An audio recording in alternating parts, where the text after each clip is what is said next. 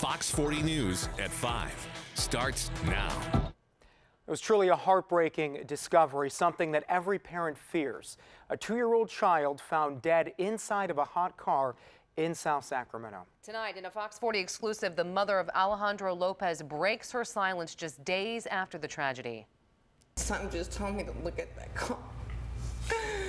And when I went over there to the car, I seen him on the floor. Glad you're with us tonight at 5 o'clock. I'm Nikki Lorenzo. And I'm Joe Khalil. Tamika Morris tells Fox 40 that she was actually the one who found her 2-year-old son, Alejandro Lopez Jr., unresponsive in a hot car Saturday, and that she was the first one to give the child CPR. Now she's defending her name, hoping to regain custody of her other 8 children. The toddler was discovered Saturday afternoon on Everbloom Way. The high that day was 97 degrees. Now, despite efforts from his mother and paramedics to revive him, he did not survive. Fox 40's Doug Johnson joining us now live in our newsroom with what his mother and family want the community to know. Doug. Well, Joe and Nikki, obviously the family is devastated by their loss. However, they wanted to set the record straight that Alejandro was well cared for, that this tragedy could have happened to any parent. And he laid on me, and he was rubbing my face, and he kissed me. Tamika Morris describes one of the last interactions she had with her son, 2-year-old Alejandro Lopez Jr. I just put him down for a nap. Thinking he was asleep, Morris had returned to doing laundry inside her house on Everbloom Way in South Sacramento. But the family believes Alejandro woke up and ventured outside, looking for his siblings who were taken to get ice cream with a relative while he was asleep. And that's when he got up to look for everybody. He was like, "Where is everybody?" Morris says the toddler had only recently been able to open the front door. This last maybe like month or two, he had kept opening up the door, and I was like, I'm like, what in the heck?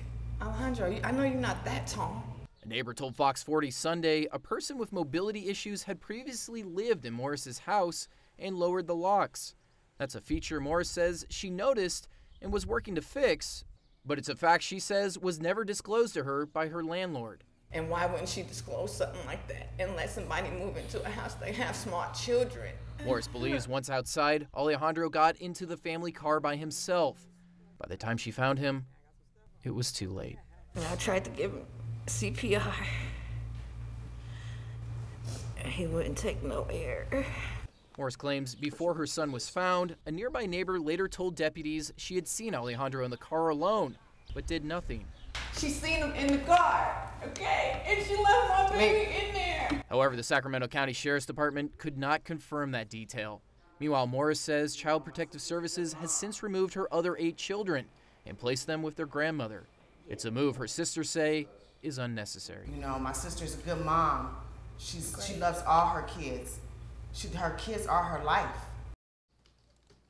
And Alejandro's family hopes their tragedy does serve as a warning to other parents. Now, according to the nonprofit Kids in Cars, on average, 37 kids die every year after being trapped in a hot car. And if you'd like to help Alejandro's family pay for funeral expenses, you can find a link on our Fox 40 News app. In our newsroom tonight, Doug Johnson, Fox 40 News. Doug, thank you.